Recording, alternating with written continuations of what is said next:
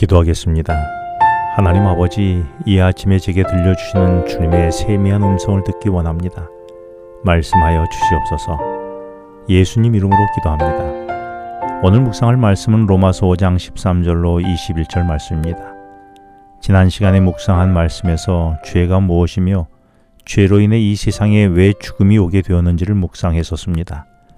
그리고 아담의 죄를 왜 우리가 물려받아야 하는지도 묵상했습니다. 이는 원숭이가 새끼를 낳으면 어쩔 수 없이 원숭이가 되는 원리와도 같다고 했습니다. 그러나 은혜인 것은 죽게 된 죄인이 의인이 되어 생명적 존재가 되는 방법이 있음을 우리는 알게 되었습니다. 그것은 생명의 말씀이신 예수 그리스도의 십자가로 다시 내가 생명적 존재가 되는 의로워질 수 있음을 또한 확인했었지요. 그런데 이어지는 13절에서 한 가지 의문을 제기하는 말로 시작합니다. 죄를 죄라고 말하는 율법은 사실 성경의 기록상으로는 성문화된 율법을 모세에게 처음 주셨다는 것입니다. 하지만 율법에서 하라고 하거나 하지 말라고 말한 법을 어기는 일은 모세에게 율법을 주기 전에도 사실은 있었다는 것입니다.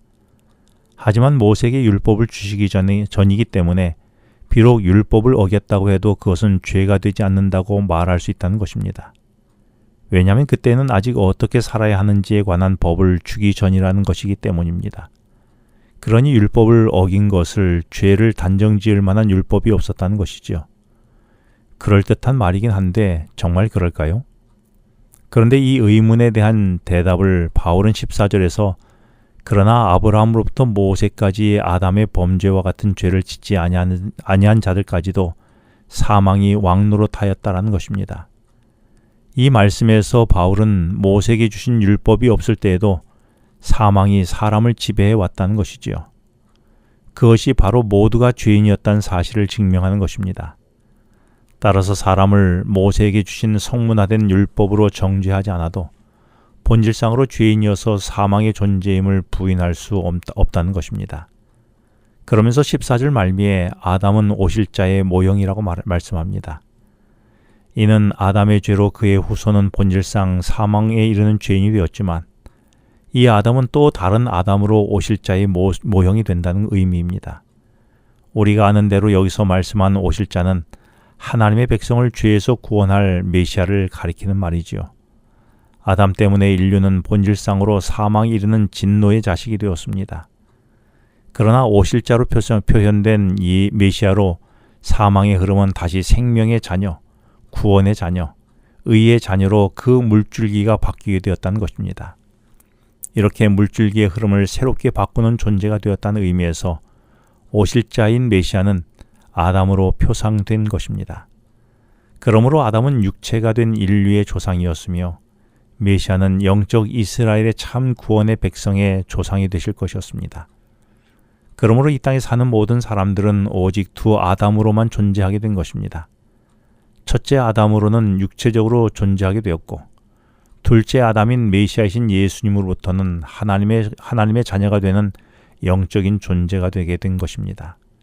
이 진리를 15절에서 좀 더 구체적으로 말씀하시기를 그러나 이 은사는 그 범죄와 같지 아니하니 곧 한 사람의 범죄를 인하여 많은 사람이 죽었은즉 더욱 하나님의 은혜와 또한 한 사람 예수 그리스도의 은혜로 말미암은 선물은 많은 사람에게 넘쳤느니라 라고 말씀합니다.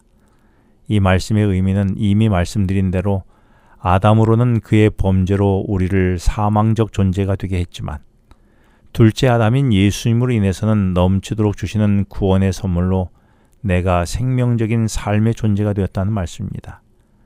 여기서 아담 한 사람의 죄가 왜 그의 모든 후손의 죄가 되어 모두가 죽게 되는가를 이해하는 데 종종 어려움을 겪습니다. 그런데 이 문제가 잘 이해되지 않는 데는 간단한 이유가 있습니다. 그 이유는 죄의 문제를 사람의 행위에 초점을 맞추어 이해하고 있기 때문입니다. 이는 죄를 아담이 행한 죄와 내가 행하지 않는 죄로 연관시켜 생각하기 때문이지요.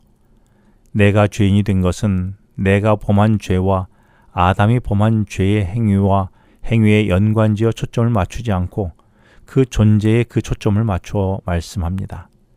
이 말은 아담이 하나님의 말씀에 불순종함으로 본질적으로 죄인인 존재가 되었고 그로 말미암아 태어나게 되는 존재도 죄인의 존재가 되었다는 말입니다. 이 말을 바꿔 말하면 한 아버지의 국적이 바뀌었다면 그 아버지로부터 태어난 존재는 그 아들의 어떤 행위와 상관없이 아버지의 국적으로 태어나 살아가게 되었다는 말과 같은 것입니다. 반대로 둘째 아담인 예수님으로 인해 나의 행위와 상관없이 의이신 예수님의 존재로 예수님 안에서 나도 생명적인 의의 존재가 되었다는 것입니다. 그래서 17절부터 19절에서 우리는 아담의 불순종으로 정죄된 죄의 존재로, 그러나 그리스도의 순종을 통해서는 의인이 되어 생명적 존재로 살게 되었다고 말합니다. 바울이 오늘 본문을 통해 말하고 싶은 것은 율법으로 내가 죄인임을 깨닫게 될수록 예수 그리스도로 말미암아 얼마나 내가 은혜를 입고 살아가는지를 깨닫게 된다는 것입니다. 그러므로 오늘 내가 묵상하는 것은 율법을 통해 본 내 죄의 크기가 아니라 예수님을 통해 보게 된 구원의 은혜와 용서의 크기를 묵상해야 하지 않을까요? 그렇게 될 때에 내게 행복의 크기가 더 커지지 않겠습니까? 기도하겠습니다. 하나님 아버지, 저의 존재가 진노의 존재로 죽을 수밖에 없는 존재였으나 저를 의롭게 하시어 생명적 존재가 되게 해주심에 감사합니다. 이 은혜의 크기로 인하여 오늘의 하루가 감사와 행복의 하루가 되게 하여 주시옵소서.